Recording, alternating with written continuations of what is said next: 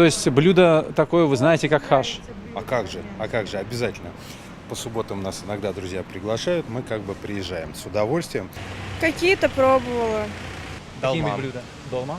Поехали бы в отпуск в Армению? Думаю, да, там очень красиво.